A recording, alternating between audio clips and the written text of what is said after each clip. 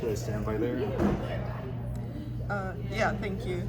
Okay, yeah, you're taller than Bob. So, yeah, okay, that'll work. Thank you.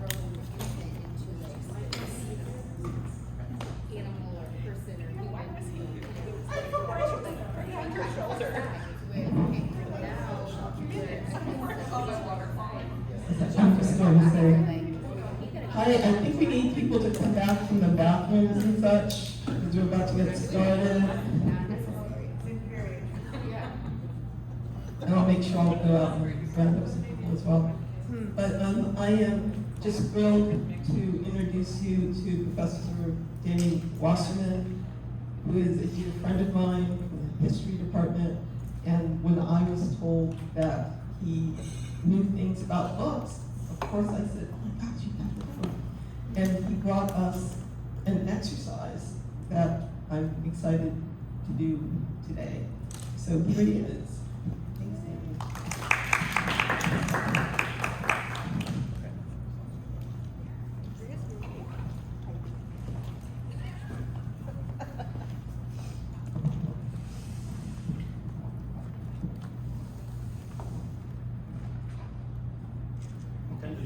Loud, so I think Derek is with the. Okay. how's that, folks? Okay. All right, so my name's Danny Wasserman. As Sophronia said, I want to thank Sophronia for inviting me. It's an honor to be with you all, and I am grateful for this program because you all bring a lot to our community. You bring a value of writing and the life of the mind to us, and that's just terrific. So thank you for being here. All right, within the study of history, my area of expertise, if you can call it that, I never really feel like an expert, is the Renaissance in Europe, as well as the age of European expansion. So I published a book 2 years ago that had to do with the Spanish Empire in the 16th century and its expansion into Mexico.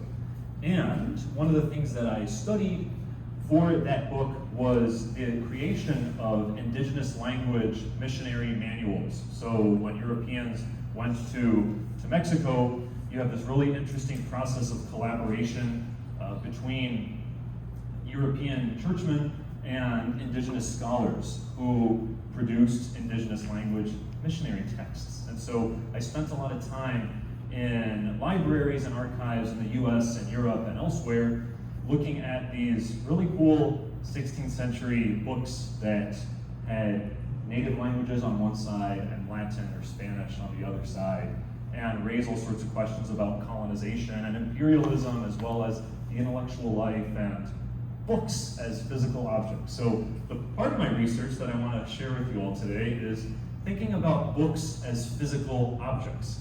There's actually a whole field of study called physical bibliography, in which nerds like yours truly study the physical aspects of books, book bindings, and how paper is produced and put into books, and illustration and all sorts of things.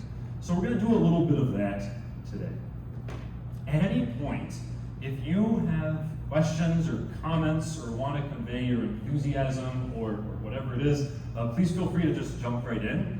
This would be a lot of fun just to be a conversation. So, okay, to get us started, I'd like to begin.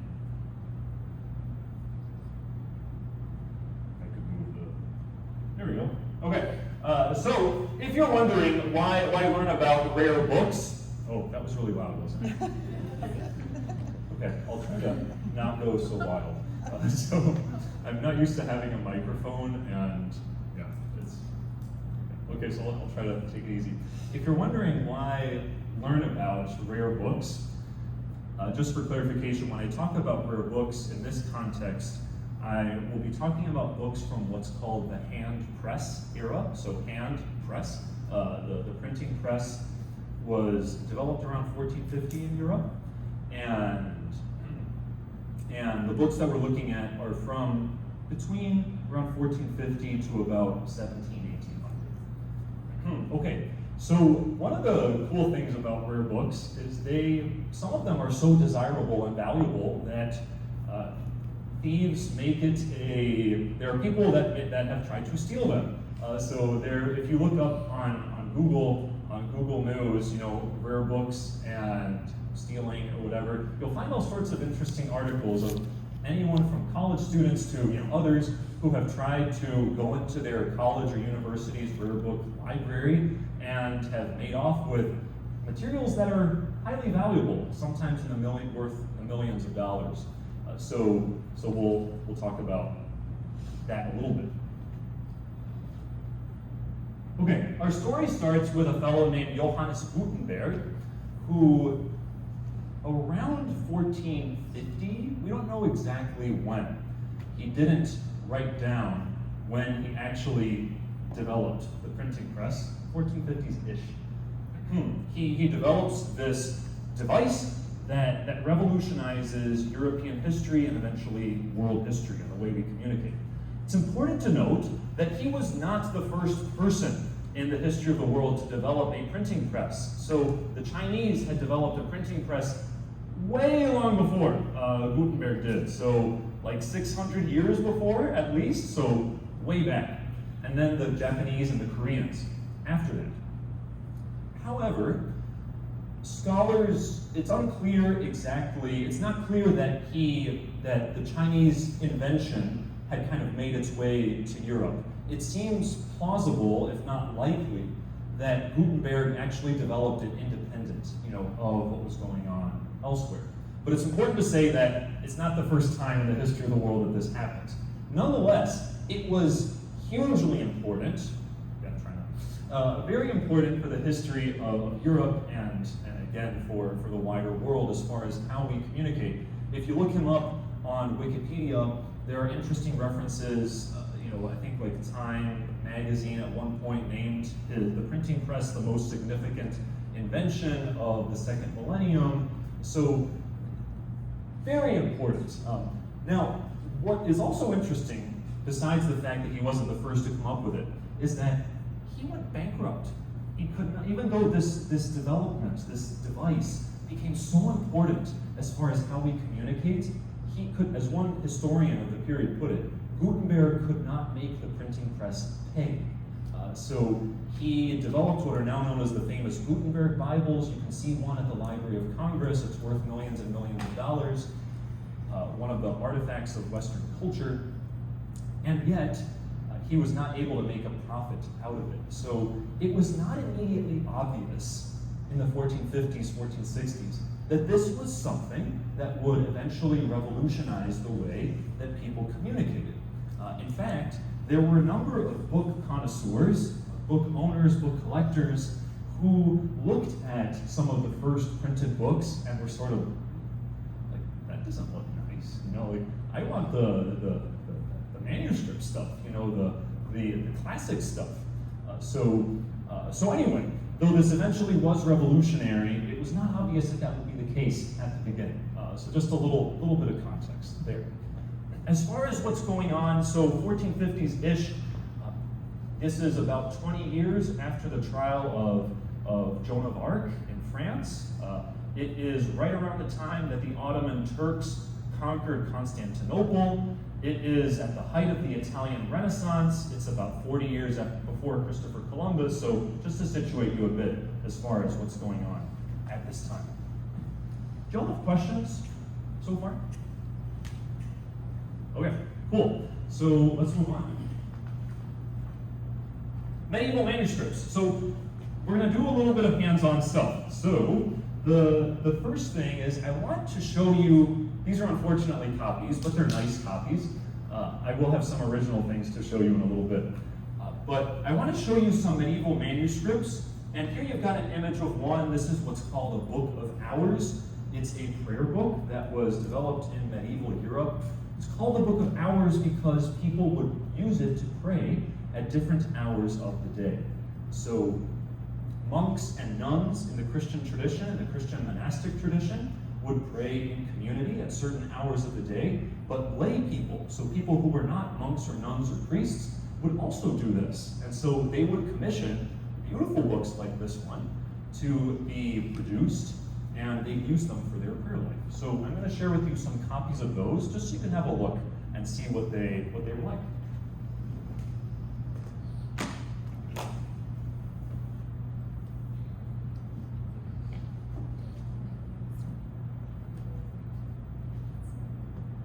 This is too funny. Okay, so apparently I didn't bring those.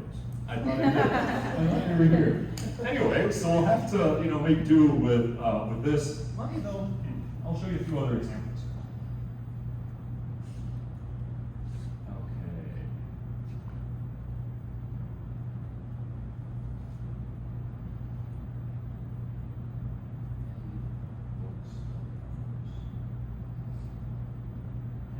So, the Getty Institute out in California tells us manuscripts, so handwritten books, known as books of hours, were among the most widely produced and used during the Middle Ages. Decorated prayer books not only structured time for readers, their creation reveals an increasing demand for private and personalized Christian devotion. So you can get an imperfect sense, but and my apologies for my error here. But a sense of the color of these manuscripts. They were very expensive. You can tell just by the color that would have gone into this, and the gold, as well as other bright colors that are there. So manuscript literally means handwritten. And so before the printing press, books were produced by monks or nuns, usually in religious communities, Christian monastic communities, and they're just copying them. And these particular books, the books of hours, could be personalized. So you could choose what particular images you wanted to be in them, or what particular kind of design you wanted. So you can imagine, now when you buy a book, they're standardized, so it's one size fits all, usually. Whereas here, not only is someone taking the time to write this out for you, so that in itself is expensive, but then also to personalize it in a way that's unique to you or your family. So these were quite expensive, usually used by nobility, but as you can see, at least get a sense of, they were also very beautiful and very much a work of art. Okay, so now I do have stuff to share with you. So these are, this is the oldest text that we have in the Alma College Library. It's from 1499, and it's called, it's part of a group of printed books called, it's called an incunable, which means that it's from the earliest age of printed books, so about 1450 to 1500. Incunable, let me just show you the word here. That's one that I didn't put on the presentation. There it is. So incunable, or in Latin, incunabulum, comes from cuna, which in Latin is crib, same in Spanish. This particular book is a set of Latin satires by a Roman author named Persius, and it was in the Renaissance. There was a great desire to study ancient Greek and Latin texts anew, and what you have here is, I'll show you just an example so you can get a sense, and I'll pass this around.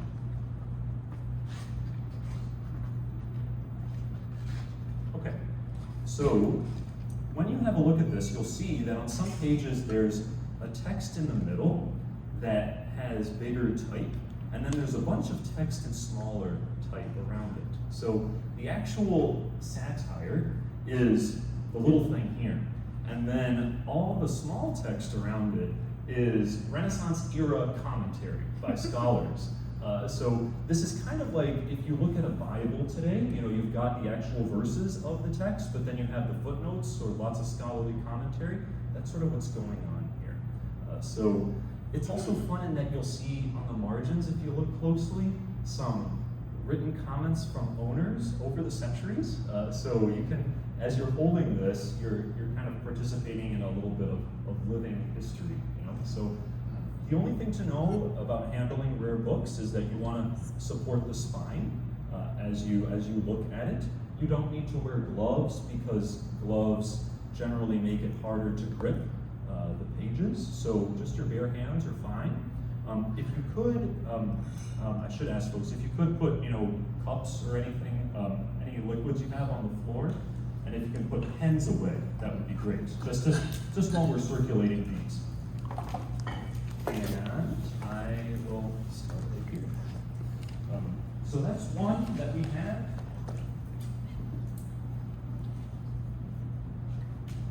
This other one, so this is a little bit bigger.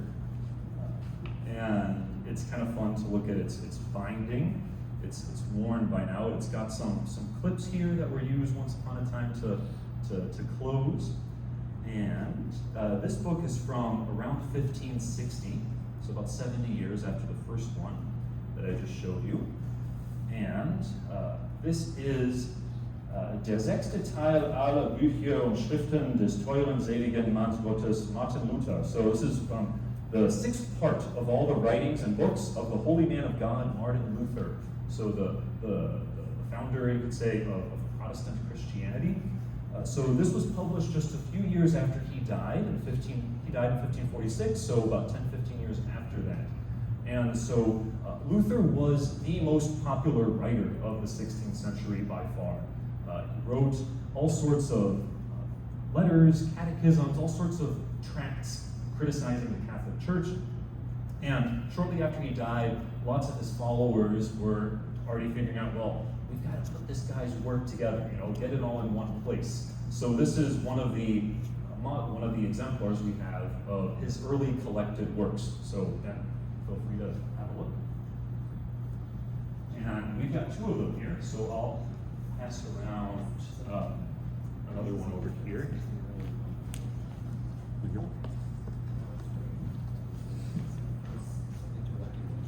All right. And the next one, I just got a couple more. There's a lot more in there, but I don't want to press your patience too much. It's a tiny little book. This is by the ancient Roman writer Tacitus, who was a historian around the 1st century. And again, printed during the Renaissance. This is from 1596, if I'm remembering correctly, 1598. So again, during Renaissance era, there's a lot of interest in learning about and studying the text of ancient Rome, as well as Greece. Tiny little book. So as I pass it around, it's interesting, I think, or I encourage you to think about the physicality of each of these books. So why would you publish a little tiny thing like this? Why would you publish a big honking thing like that and put clips on it and give it a leather binding and so on? So I'll just pass these around, let you look at them, and I encourage you to think about the physical traits. Sure, go for it. Oh yeah, of course. If you want to take a picture, that's fine. All right. And the last one, and if you're geeked out by this and want to see more, got more over here. But so the last one I'll put here, just in public, is a little later. So this is from 1700, and this is an essay concerning human understanding by John Locke, and he's known for, so in our founding, he documents the three, rights of life, liberty, and the pursuit of happiness are inspired by his idea of life, three basic rights of life, liberty, and property. So this was published just a few years before he died. So published in 1700, he died in 1704. So I'll start this one over here. So all of these are from before the founding of our country. They usually just kind of gets me excited and students excited to hold something that's quite that old, that's been around so long. But I can see more about these. And yes, please. Oh, sure. Yeah, happy to. So, other questions, things on your mind so far? So, yes, please, go ahead. I don't know if this is time to ask, where did you get these books? Yeah, so the college, so Alma College was founded by Presbyterian missionaries, and so many of the early, the college still has an affiliation with the Presbyterian Church, but it's very loose. Many of the early members of our board of trustees were churchmen, and they had collections, you know, of, say, the books of Martin Luther, you know, or anyway, so they just donated these to the college at some point. When I started working here 9 years ago, I mentioned that I had this interest in rare books, and I asked the library, do we have any rare books? They're like, yeah, we do, they're in a closet. And so I went to this closet, and it was kind of cool in that I felt sort of like the Renaissance era guys who were going to like medieval monastic libraries and finding these old kind of books that were in, you know, dusty caverns and stuff. Yeah, so it was in this kind of leaky basement closet, and unfortunately some of them had gotten moldy, but gratefully these were still in good shape, so they're out and circulating now. Other questions? Yeah. I guess we're talking about rare books, but like, you know, they're not going to be at least somewhat common, or like still at the stage, right? So That's a great question. So we, as far as how common they were, so one of the theories is that a lot of the books that survive now are the ones that didn't get a ton of use. You know, that they stayed on, like this one, you know, maybe in someone's personal library and were kind of pretty to look at, but you know, because they didn't get used so much, they managed to survive. One of the scholars who's really an expert on this stuff has estimated that we have about 1% of the books that survive, of the books that existed in the 16th century. So we still have a lot in various libraries across the US and the world, but there was a lot more, yeah, once upon a time. A lot of the stuff that probably would have been most popular has not survived because it was just used so much. So some of the things that were very, very popular were things like grammar books that students would have used at school, you know, or basic prayer books that say, you know, a family might have handed down, but yeah, they got used so much that they eventually, you know, they didn't survive. That helped a little bit? yeah, A little random, I'm sorry. Yes?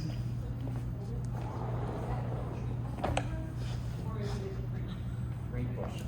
Yeah, so the paper is made out of old rags. So at the end of the presentation, I'll share the title of a really cool documentary that Stephen Fry narrated about the printing press, and he talks about how the paper was made.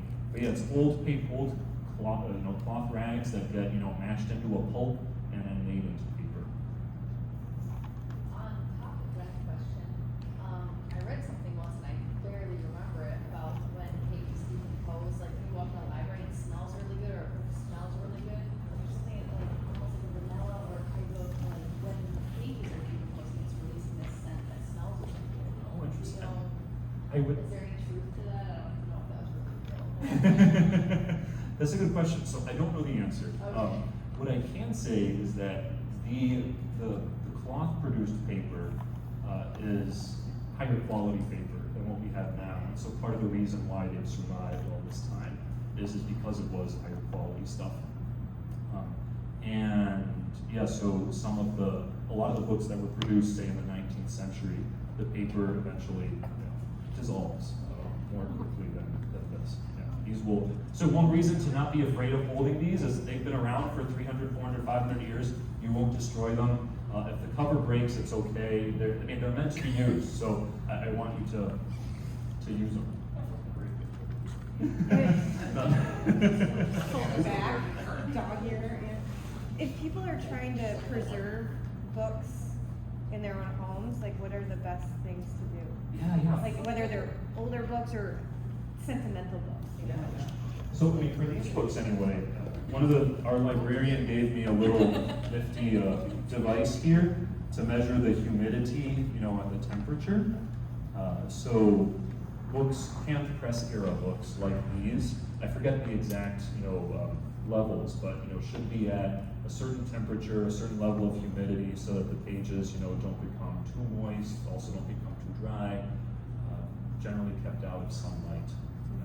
So, but it might be a little different for the stuff produced after 1850 that was produced by machine presses. So after 1850, my interest kind of, I sort of live in the 16th century. Other questions? Okay, well, so I'm happy to take any questions you have as these are going around. Actually, Yes. we went to the library around this time last year, and I don't know, your library director was talking to us, and he gave us a book, and he said one of the things about it was it was 100% cotton, and he had a name for that. Is that kind of different than these ones that are rags, because they could be blends of different materials? He kind of just like, it was as if it was kind of a neat thing. This one was 100% cotton paper. Yeah, I'll have to ask him about that. Which one he was talking about. Because these, you would say, don't have that quality? And these were made out of cloth. Cloth. Whether it was cloth made out of cotton or something else, that I don't know. But yeah, definitely made out of cloth. So I'll have to ask him what's the book that's 100% cotton. When did Interesting. tree-based paper become the norm for? Around 19th century. So fairly recent. Yes. I'm trying to figure out what my question is. Were a lot of people reading a lot in the 1600s? Yeah. Well, it's a great question. So how much were people reading in the 1600s? So if you're in a city in Western Europe, literacy rates could be quite high.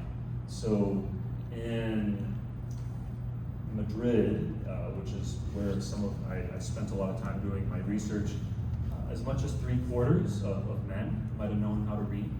So men would have typically higher literacy rates than women, but still, so women were not allowed to go to university, but women who were of a noble background could have private tutors, and there were women writers who printed books. And unfortunately, all the older stuff we have is by men, but that tends, anyway, it's the case often. But there were some fascinating women writers whose work was printed.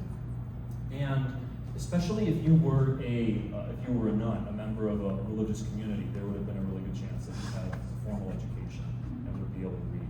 So, but most people in Europe lived in the countryside. So literacy rates in the countryside were much lower. But if you were in Paris, London, Rome, they could be pretty high. And even if you didn't know how to read, a friend might read it to you in a pub or something. When did any kind of movement for popularizing literacy emerge, and what was the shape of the resistance to it for people who might perhaps not want folks on the countryside being able to read for themselves? Oh, sure. Yeah, good question. So when did more widespread literacy become a thing? One of the key moments that historians emphasize is this period, the 16th century, the Reformation, and Martin Luther, among other reformers, not just Protestant reformers, but also Catholic reformers, realized people don't really understand. And so there's the reformers are leaders in religious education, which eventually becomes public education. So first universities in Europe, even earlier in the 11th, 12th centuries. So University of Paris starts out as a school out of the cathedral. Notre Dame de Paris is a cathedral school, eventually becomes a university. So it's in a religious context, and then eventually that becomes more widespread. So I imagine this was going on for a long time, but when did book burnings start becoming a thing? Yeah, I'm glad you asked. I just taught a class on censorship a month ago. And it was a lot of fun. Yeah, happy to give a couple references if folks are interested. But as early as ancient Greece, so there are book burnings on record, and they tended to they're sort of, I guess what's the word? They get a lot of fanfare, but they weren't actually very common. So there are lots of instances of them, but it's the sort of thing that when you look at the Middle Ages, say a period of 1,000 years, It's not as though they happened on a yearly basis, but you know, like maybe every, yeah, I would say very intermittently. You know? But when they exist, they certainly grab people's attention. But yeah, well before the 16th century. But Martin Luther, famous, so his books get burned by Catholics who, you know, were not in favor of him. But then when he gets excommunicated by the Pope, he gets the excommunication document and burns it. So it's something that sort of went, yeah, you know, went both ways, you could say. Other questions, folks? What were some of the earliest books that were censored? Oh, sure. Yeah, so earliest books that were censored. Well, in this period, certainly in the Reformation, you have Catholics and Protestants censoring one another. You know, so Catholics censored, prohibited the works of Martin Luther, for example, and Luther also burned books by Catholics, you know, particularly by the Pope. But this goes back much earlier. So in the Middle Ages, there are some there are certainly works that are banned. I'm thinking of one example might be there were translations of the Bible from Latin into the vernacular language that were not always, sometimes they were authorized, but not always, and so that could be something that would cause some controversy. But then I'm having trouble recalling some of the texts from the ancient period. But yeah, kind of, the author, there's a really great, I think I shouldn't say really great, but a pretty good book about censorship that came out just a year ago, in which the author argues that censorship is as old as the freedom of speech. You know, that there's something in us that as much as we desire speaking out and making our opinions known, we also react to like, no, that's wrong, and you know, like, so we see it, you know, going pretty far back. Well, what I'm gonna do now, so the other activity part of the presentation is, I want to give you a sense of how these texts were put together. So this presentation came about because one of the MFA students wasn't here and told Sophronia that I knew about bookbinding, which I don't know anything about bookbinding, unfortunately, but I do know something about modern bookbinding anyway. But I do know something about how hand press era books were put together. I'm going to tell you about the different, what's called formats of books from this era. So the first one I'm going to talk with you about is folio format. So sometimes folks have heard the word folio in the context of Shakespeare's first folio. Folios are often large books, but not always. So here's what we're going to do. These papers here. There you go. Just going to pass out one of these to. Oh, sure, that would be wonderful. Thank you very much.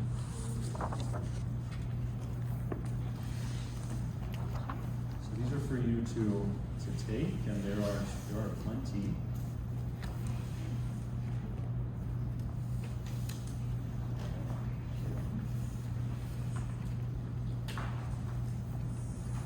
You all ask such great questions. It's really fun to chat with you.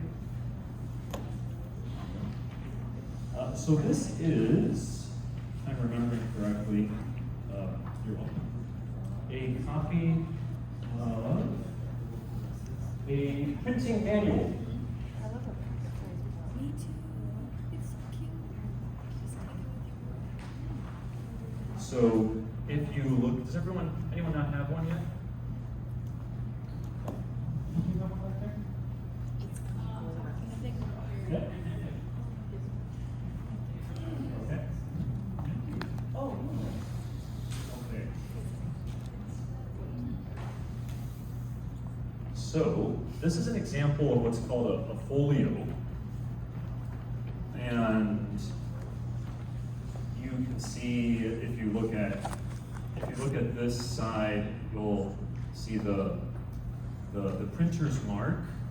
So these little things that are highlighted in marker are, each printer would have a unique mark, a watermark, which, you know, some printers you can still see on some paper today. And so the way that this would work is you have in a printing press, you'd have a blank sheet of this size, and then, let's imagine this was where the sheet would rest, and then on the press, right underneath it, you would put a frame that had all the little individual pieces of type that you wanted to be printed onto your sheet. So you put the type underneath this, and then you put the sheet on top, and then there's a big weight that you would then, kind of like press down, and then the sheet would have, you have to roll ink on it as well. You can look up videos about this on YouTube, it's kind of fun to look at. But then you get something like this. Yes? This is lithography. Say again? This is lithography. A little later.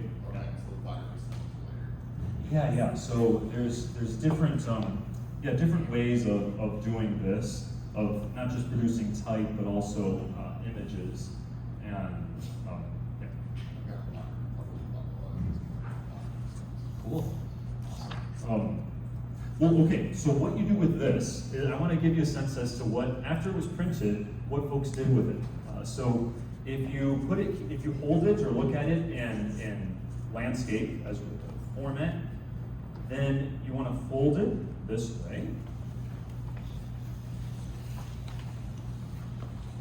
And then you've got, a folded folio sheet, and printers would then have multiple, different sheets, and then they'd insert them. One, so I don't use too many. I got another one that I was practicing with, and my 2-year-old son was having a ball with, as you can see. But so you would then take another one, if this was the next page, and put it inside of this one. And folios generally would be at least 3 sheets together, would go into what's called a gathering or a quire. So you've probably seen in books that you have that if you look at the pages themselves, that they've got these little like circles, at the edge. So those are the gatherings. And this is something that folks were working on, at this point. So multiple sheets together are a gathering. Yeah, it's a quire. So you could use either one of those terms. Okay, so that's folio. Those are folios. Now, so this is going to get a little bit more complex as it moves on. All right, so that's the first one. And do we want to help the other? This image that is like the grapes or whatever it may be. Yes. You're saying that actually really had no ink to it. It was just, and this is just someone trying to highlight it. That's right. Okay. Exactly. So what are all these lines just because of something you can copy in it? Thank you so much for asking that. That is a really important question. So those are called, the lines that you see on your folio sheets are called chain lines. And you're welcome. I'll explain that in a bit. Okay. It's a really important question.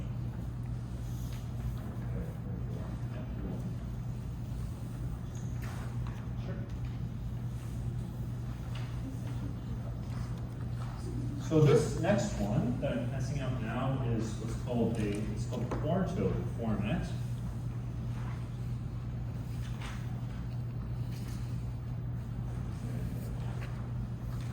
Anyone not have one yet? Okay.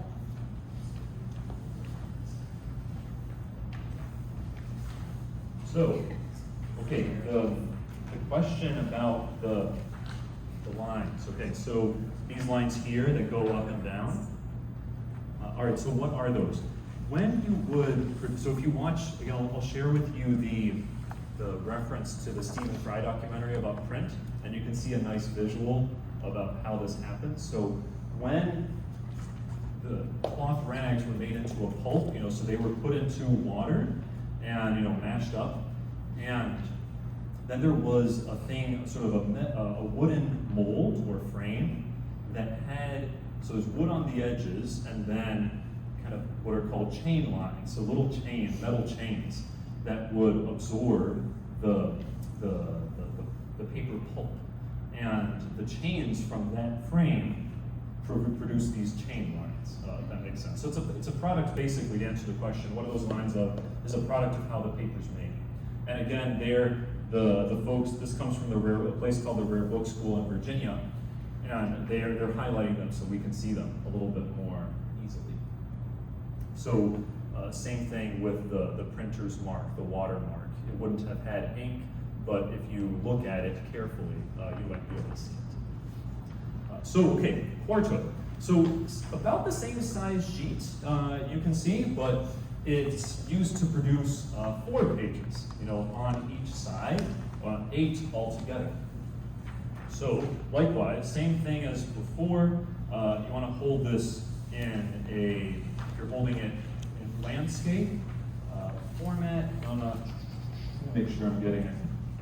Actually, I want to let you all figure out what's the right way to fold it, because now that it's a few more, if you fold it one way, you won't get the order of pages quite right. But so I'll let you experiment and figure it out.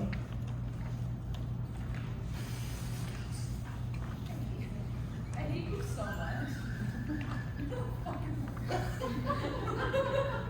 You're the absolute worst person I know.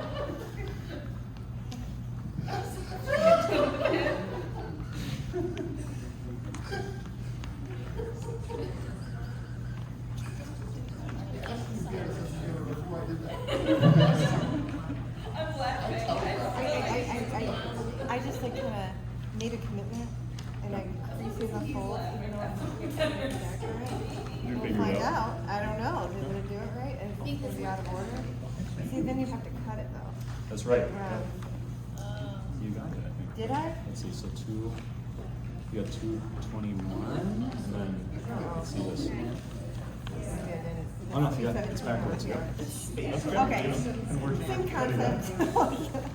So once you folded it, folks, then you can check the page numbers at the top right and see if you got the correct order. It can be a little hard to make out.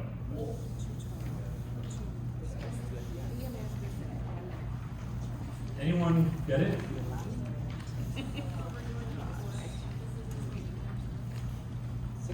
So the idea we would cut up here, that's a You got 17, it? 18, 19, 20, 21. Nice. Okay, great. So yeah, your first one would be 217, and then if you open it up here, 218 and 219. Yeah? That's right, yeah. And these little folds here, so you may have seen this in some older antique books. These are called bolts, B-O-L-T-S. These little folds at the top. And so yeah, you could tear them, if you want to. But yeah. So I can give a little, if you're working on it, the way you want to do this is, so if you had this little image here, on the top left, so you then fold like that, and then fold it down.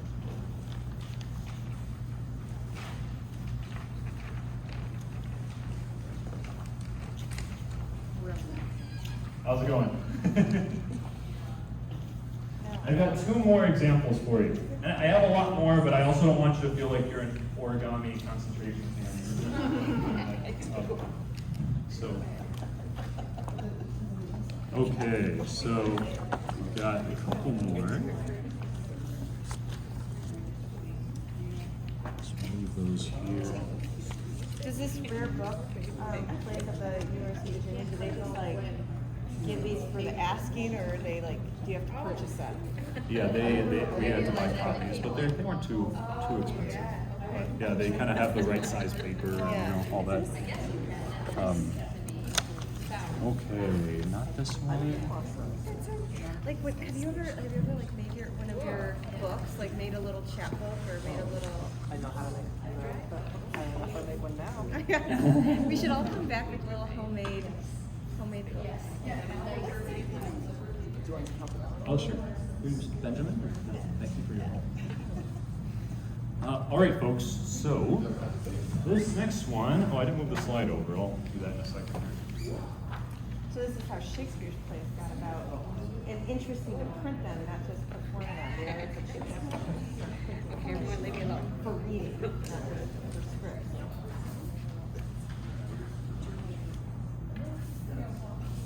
to produce that little packet that will tell you art school. 1 year. And I did my final thesis on band books. And like using like So find number 1.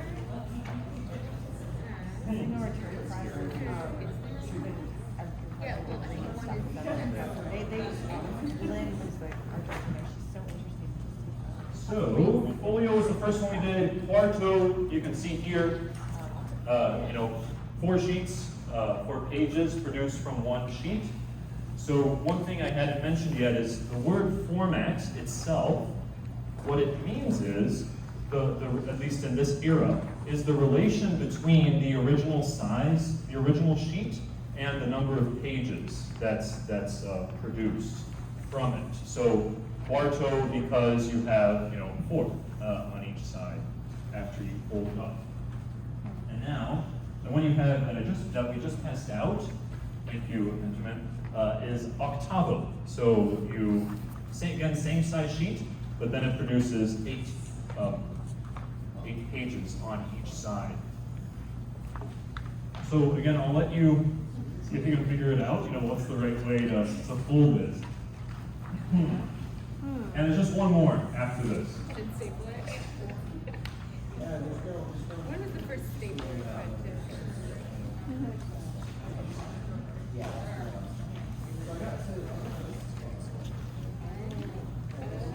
So if you remember from last time, usually it's a good practice to start landscape and then fold this way. Typically you don't want to start by folding like this. So start that way, try that.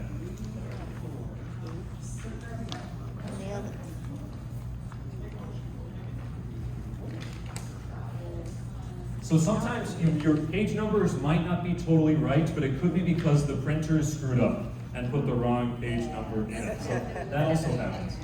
So if you're like, oh, I have them all right except for one, you probably got it right, and it's just the printer's error. But I think this one is right as it is. You did. Got it? Anyone got it? It's basically the same thing except Yeah? He got it first. Nice, Benjamin, Bruce. Nice. Cool. So, okay, so why do this? One of the reason why bibliographers like this little exercise, so people who study the physical characteristics of a book, is that if you look at a book, a bound book, let me take one of the Luther volumes on them. Hold it back there. Okay.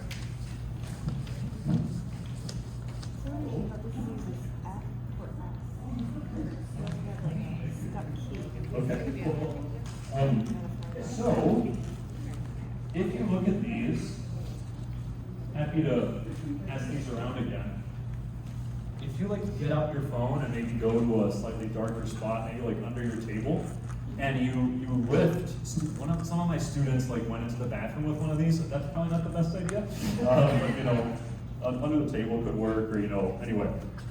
If you lift up, if you put the flashlight of your phone behind one of these sheets, you can see the chain lines. And if you look for the chain lines, and you might be able to see even the watermark, it can tell you what sort of format this book is. So is it Folio, is it Quarto, is it Octavo, so on. So the way that you know if it's Folio format, again, what you want to do is look at the chain lines and look at the watermark. So if you have a book that has vertical chain lines and you can see a watermark in the middle of the page, you know it's a Folio book, that it was bound in this way. If you go back to your Quarto sheet, what do the chain lines look like? Horizontal, right? So horizontal, and then where does the watermark show up in the Quarto sheet that you have?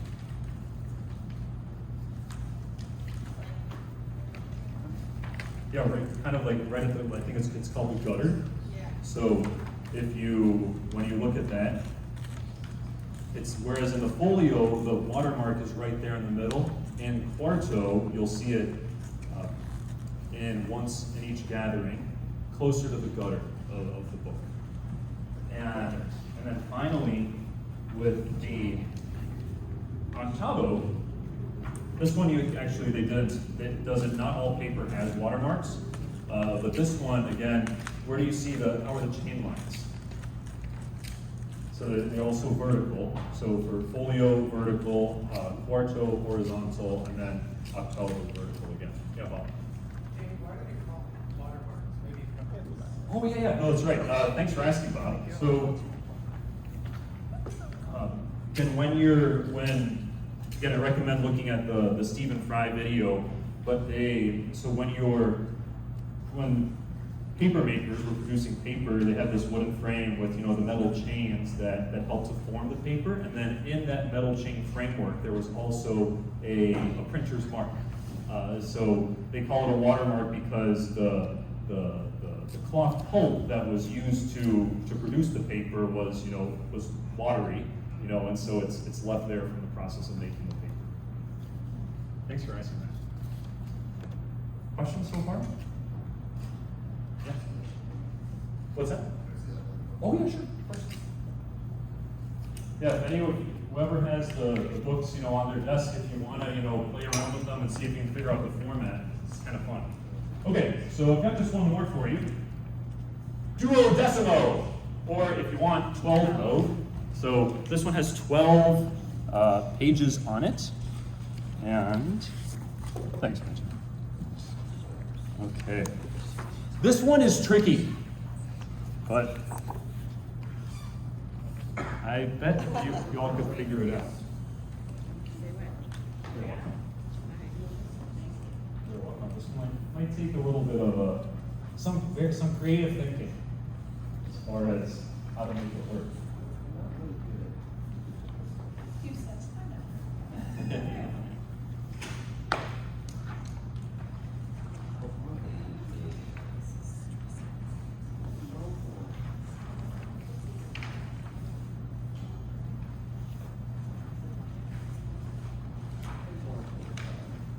Yeah, we don't have that many pages. I was like, how do we go from right? I think 142 might actually be the first. Oh, there is? 139? Yeah, so maybe 104 we think is a typo. So, yeah. 139.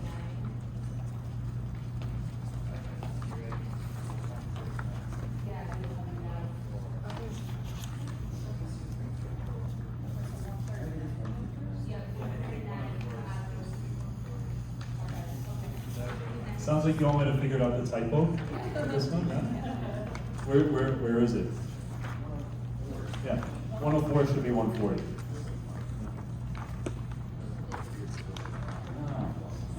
Yeah. Is that still true for Alma? That's a great question. Yeah. Is it made out of cloth? No? Huh. Makes sense. That's why it still lasts after being in the washer. Oh, yeah, true.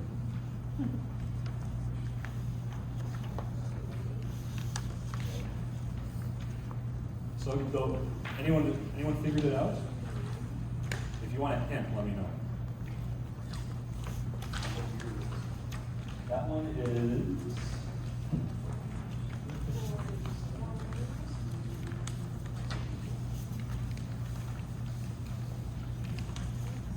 No, sorry.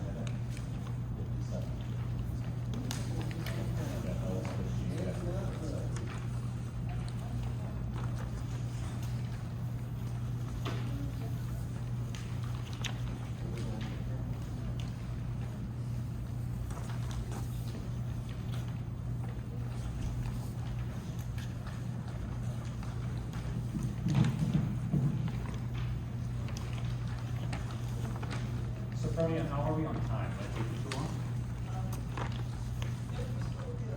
Okay.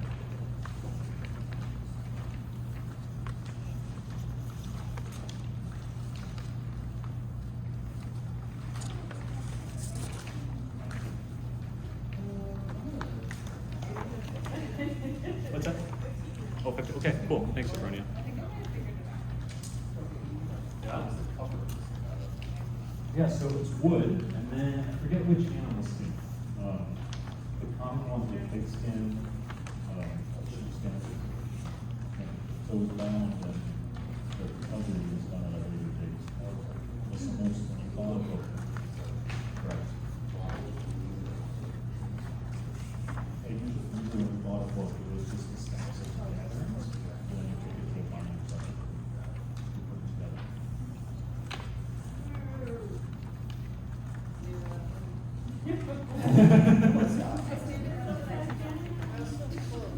All those?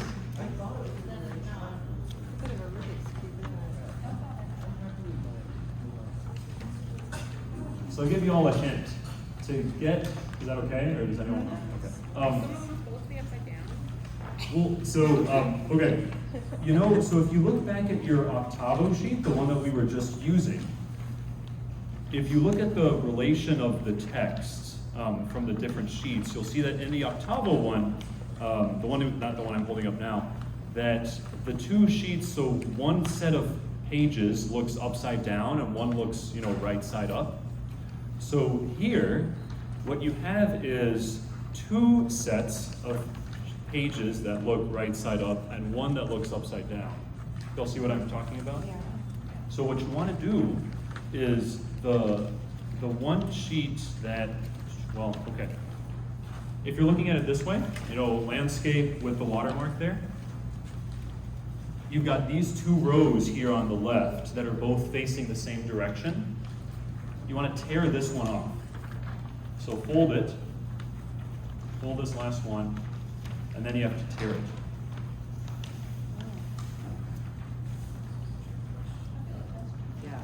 Seems wrong, right?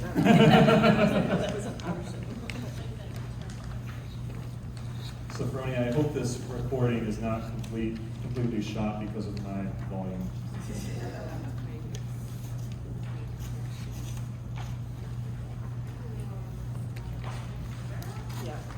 When I ripped it yesterday, it didn't work all that well. Use your nail and you can help. Okay. So now, what you should have is you've got these two, one bigger than the other, and then the bigger one functions just like your Octavo sheet did before. So, you've got the watermark here, and then, is this the right one, or is it the other one?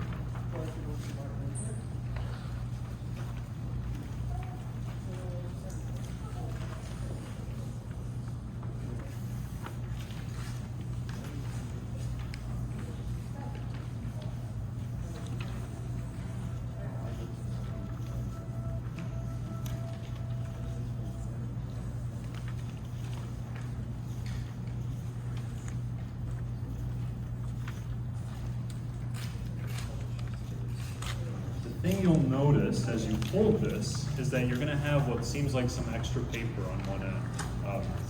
Okay, I'll show you how I did this. All right, so again, if you're looking at it, landscape, the watermark is there in the middle, and you have the meditation of the 8th day, Die Octave Meditatio.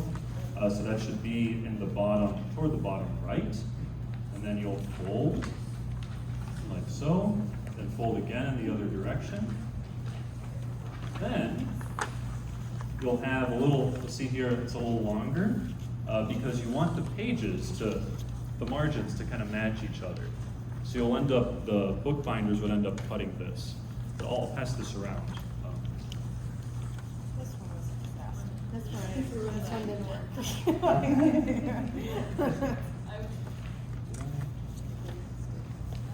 It's just like jingling. Oh, wait, no. Sorry, folks. I did that wrong. I got the fold wrong. Where's my original? Ah, yeah, here we go. My bad. Slap on the wrist. Okay.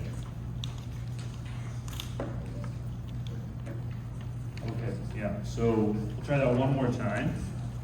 So the way it worked, some of you may have already figured it out. Again, we wanted that watermark to be in the center, landscape. So fold this like so. And then fold down. And then you should have 139 as your first page. And it'll be sort of, look a little uneven. You got one side that juts out longer than the other. And then what you do with your smaller sheet is you're going to do it, I've got 147 here to my right, and then fold it in half, and then just fold it again. And again, you're going to have one side longer than the other. And then then you just put it right here into the center. And then you've got your little gathering here that would eventually be sewn, and the book binder would, slash off that extra paper to make it all look even.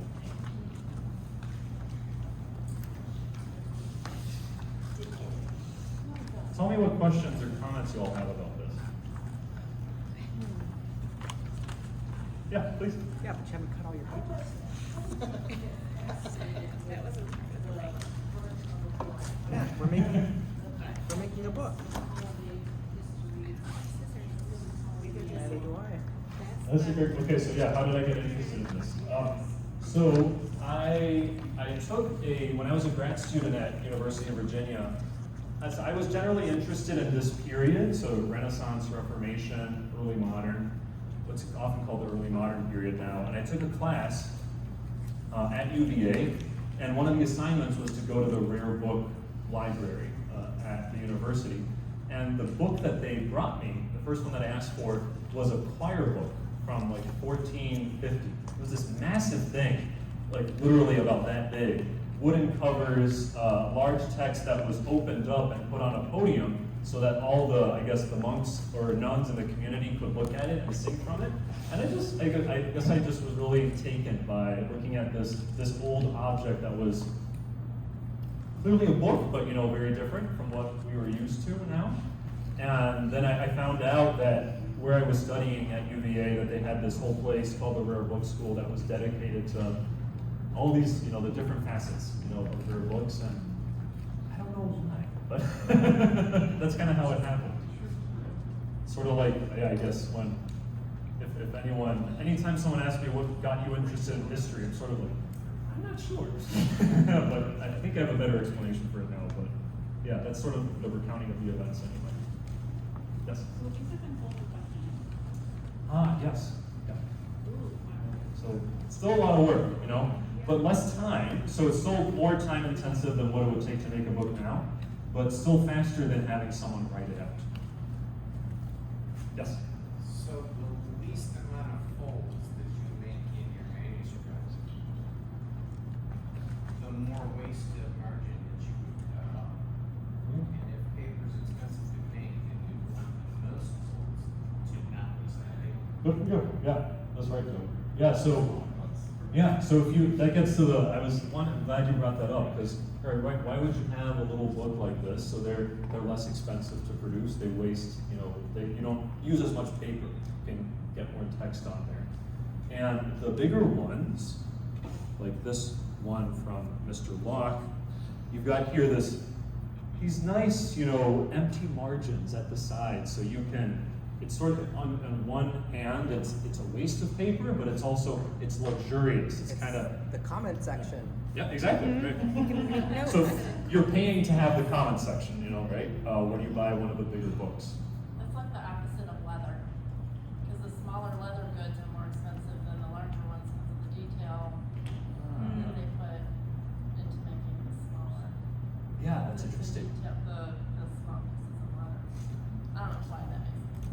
Well, because some of the covers, they feel like, they are leather. Some of them are, very intricate. The Luther text, if somebody that looked at those might notice some of the detail that went into that.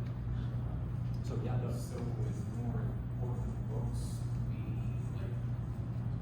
would bigger size books be reserved for more important times sometimes? it's a great question. mean, so it depends what you say is important. You know, so things like, for example, a catechism. You know, that for whether it was the Catholic Church or the Lutherans or whatever, would have been a really important text, and that they want lots of people to have these to know the basic teachings of the church, but they probably, a lot of them would have been in smaller formats, you know, in say Octavo or Duodecimo, because they wanted to produce as many as possible so that more people had them, if that makes sense. But some scientific texts, which tended to be more specialized and fewer people read, just because fewer people had the expertise, often were bigger because they required illustrations that were fairly intricate, and the people that wanted them probably had the funds to, you know, to pay for them. So, what is like the amount of one book that a publisher may be doing or have capacity to do, and like how many books at one time would they be producing? Sure. Like different texts. Yeah. Oh, you're right. So, how many different kinds of books would they produce? Yeah, at one time? like could it be like on this day we have 5 books in printing or not? Yeah. Do they only get all one printing done and then move on?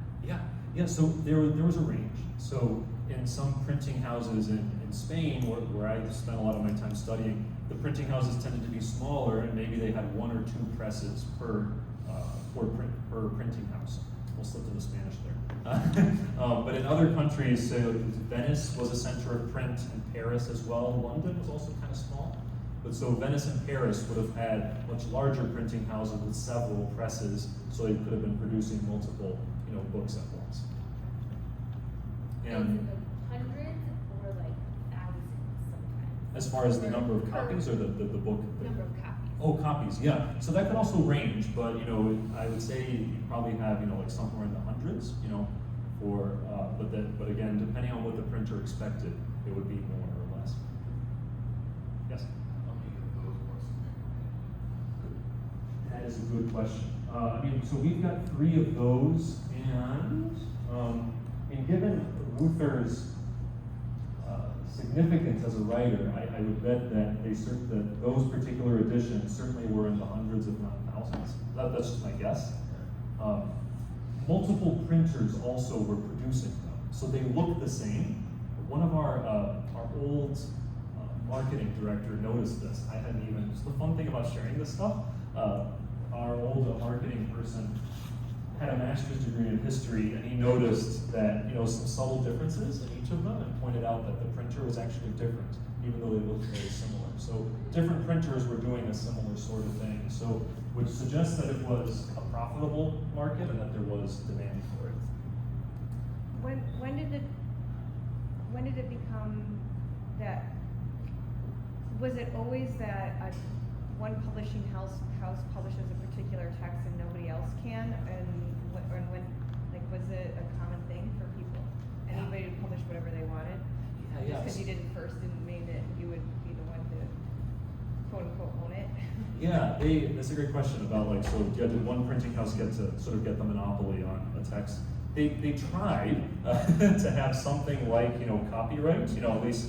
So if you look at some of these books, they'll have these printing permissions in which whether it's the Spanish crown or the French crown will say, I give to this printer permission to print this book for the space of 10 years, and they have the license to do it, but it didn't always work. And so there were books that I've looked at printed in, I mean, it happened all over Europe as well as in Mexico and the Americas, that you have people copying stuff, you know, from other books and then changing it slightly and kind of making it their own. So they tried, but it didn't quite work. First printing press in the Americas is in Mexico, by the way, so 1540. So there's a long history of printing well before it gets started in the U.S. colonies. And lots of, this is just my own thing, lots of indigenous language stuff. Dictionaries, grammar books are printed in Nahuatl, the language of the Aztecs, the Mayan languages, and so on. So, anyway, this random anecdote. I wanted to show you all, I think, Sophronia's not here, but I'm probably about out of time.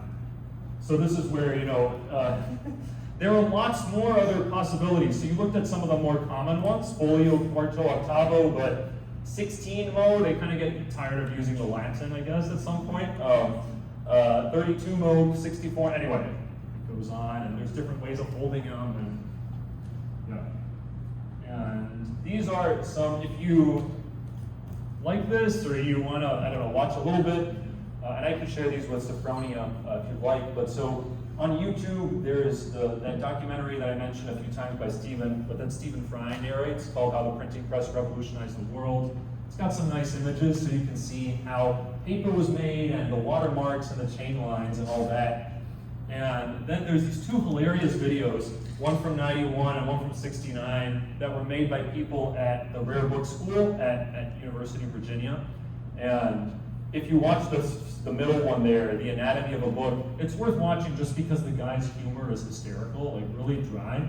But I stole the sort of origami joke from him, so anyway, I'm not that funny. But yeah, anyway, those are also cool to watch. The Rare Book School at UVA, there's also one in California. If any of you spend time in California, you could look them up. They have courses that are dedicated to all sorts of aspects of physical bibliography, so the study of physical aspects of books. So if you like illustration, or if you like papermaking, or if you like bookbinding, they have courses that are all dedicated to this stuff, or courses that are on indigenous books, indigenous language books, or East Asian books, so on. Yeah, anyway, they have online resources too, so worth checking out if you're interested. But the last thing I'll say is, on the one hand, this is, you could say, a very specific and maybe, I don't know, obscure element of history, but I think that it's the sort of thing that's worth studying in itself, as so many elements of history and literature and writing and anthropology are worth doing in themselves, because they give us a sense of the creativity of our human ancestors and how they made these cool things work with fewer resources than we had. And it's just sort of fun to get your hands on that and imagine what they did. It's been delightful to chat with you all, and I'm happy to stick around if anyone wants to talk, since Sophronia is not back yet. So anyway, I'll keep chatting. But thanks for being here for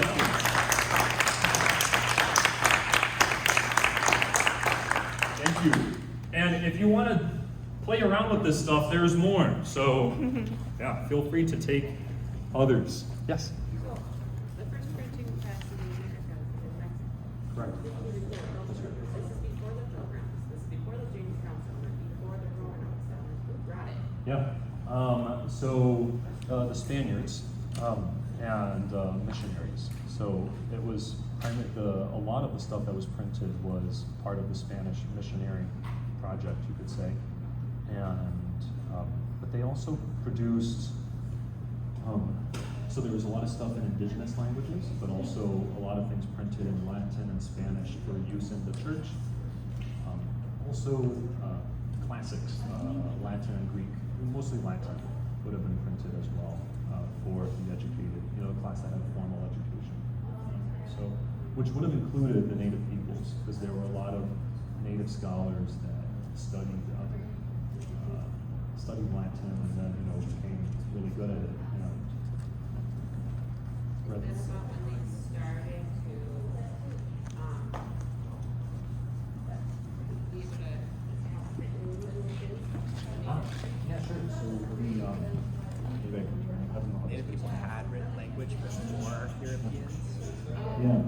So there's. and Europeans burned the books. So yeah, what happened was the Aztecs and the Maya had sophisticated written languages, but they were non-alphabetic. So they're image-based written languages, and the general view by most of the Spaniards, Europeans, that these were demonic because the natives, the Aztecs and Mayas, the human sacrifice, and a lot of the written texts were religious texts, and so they burned almost all of them. At the same time,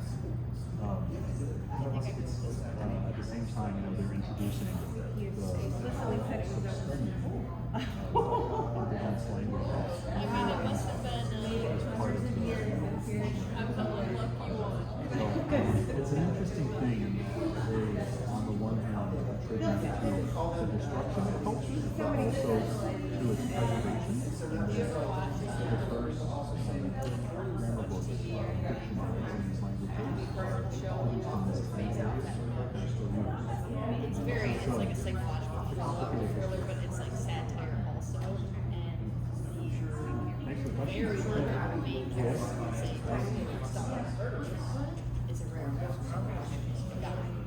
He has like a vilified glass thing in the basement of his home store, and he's always had like I mean, it's weird because I like him so much. That's what I love about that. I love that when you make a character so successful, like I still sit there and like, More of the books? Yeah, please. it's an interesting Oh, are they the same sheets? Oh, yeah, no worries. Oh, It's, it I was like, so. The book. There's like, It was already the on its moment way, was it's up. okay. It just, There was when I was taking a class as a grad student, one of my professors mentioned this guy who was the director of research at the Huntington Library out in California. And they had just gotten this really exciting rare book. He was opening it at a reception full of donors, and as he opened it, the spine cracked. So it's it happens, but it's getting used. So it would be sad if it just stayed in the closet and no one used it. So is there someone who specializes in hair? Yes, so there are conservators. Who go to you can do it by getting a master's degree in library science and then specializing. But yeah, so some people specialize in binding, some specialize in paper.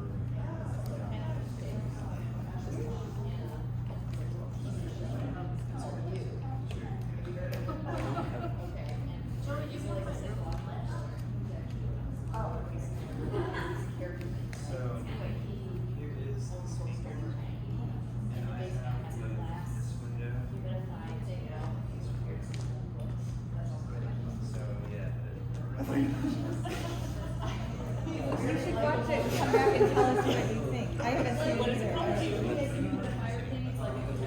Oh, it's wild. Yeah, it's actually very creepy, but good show. It's successful, like, character.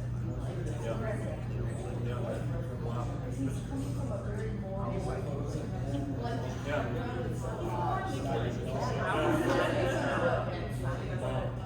that's what this reminded me of. It's like so Wow, that's wild. It's YOU. Okay. Yeah. And it is very graphic sometimes. Disclaimer.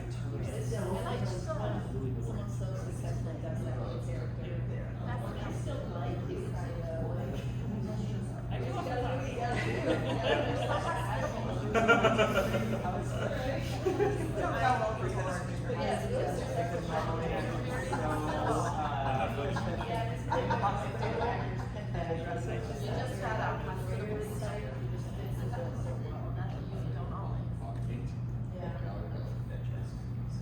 With these, right? Yes. Yes. Yeah.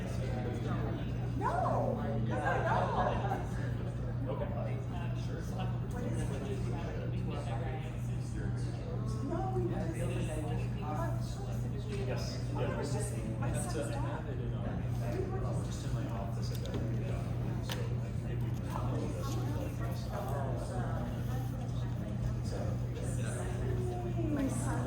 this. Yeah. Where's Joy? She left. Oh, there she is. So we're gonna figure out where we're Where would you like to meet after lunch? And then where we meet would be where we meet. Makes sense, yeah. Does make sense. Would you like to choose the location? Feeling uninspired. What's going on at Highland Woods? Are they closed? I have no idea.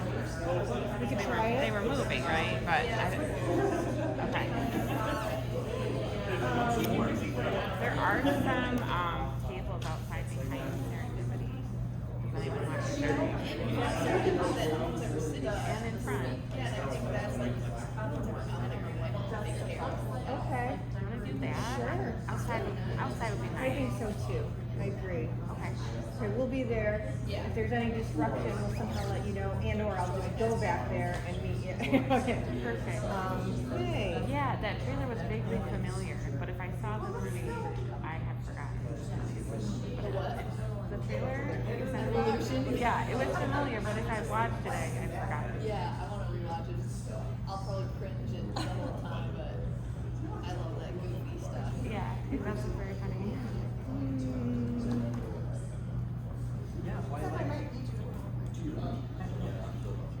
I liked the easy one. I guess the easy one. Does any of Not the complicated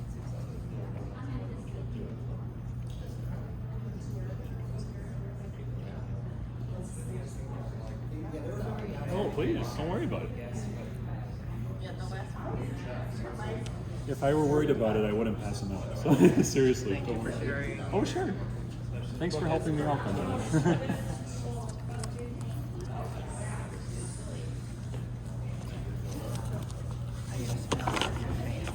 What? One of the people